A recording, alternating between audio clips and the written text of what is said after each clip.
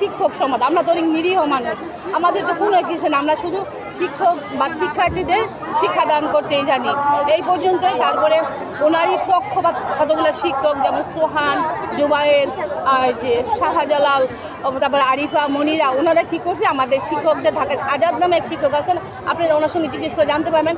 আজাদ স্যারের ধাক্কাইতে ধরে নিয়ে একদম বারিন্দার কর্নার নিয়ে গেছে, মেয়েদেরকে অনেক প্রহার করছে, মারছে।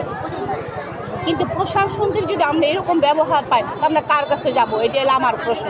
আর আমি চাই আমার যে 6 জন শিক্ষক আছেন তাদের উপর যে হয়রানিমূলক মামলা দেওয়া হয়েছে, মিথ্যা মামলা, এই মামলা প্রত্যাহার করা হোক এবং তাদেরকে অবিলম্বে শিক্ষা প্রতিষ্ঠানে ফিরে আনুক এবং আমাদের শিক্ষার পরিবেশ ফিরে আনুক। আমরা এটাই চাই, আমরা আর কিছু চাই না। বিনোদ কুমার দেবনাথ, জনাব আব্দুল বাতেন, জনাব রাশেদুল ইসলাম, জনাব খন্দকার হায়াত মাহমুদ, জনাব কামরুজ্জামান স্যারদের নামে মিথ্যা মামলা প্রত্যাহার। ইতিপূর্বে যেসব শিক্ষকদের নামে অধ্যক্ষের কাছে যৌন হয়রানির লিখিত অভিযোগ দেওয়া হয়েছে তার বিচার চাই এবং তাদের বহিষ্কার চাই।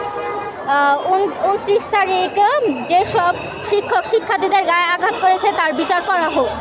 সর্বোপরি যার ইন্ধনে মর্গেন স্কুল শিক্ষার পরিবেশ নষ্ট হচ্ছে সেই পদত্যাগকারী সাবেক সহকারী প্রধান শিক্ষক জনাব লাইলা আক্তারের পুনর্বহালের অপচেষ্টা বন্ধ করতে হবে।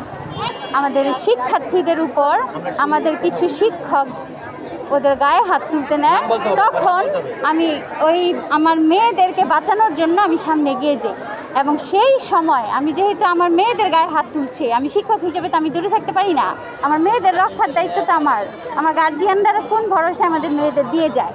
তো মেয়েদের রক্ষা করতে যাওয়াতে আমার দিকে আমাকে মারার জন্য কলেজ শাখার একজন শিক্ষক জুবায়ের আহমেদ সে আসছিল আমাকে মারতে এবং অন্য আরেকজন শিক্ষক সেখানে তাকে আটকিয়েছিল এবং ওই সময় পুলিশরাও সামনে ছিল, তারাও দেখেছে যে আমাকে মারার জন্য তারা আসছে।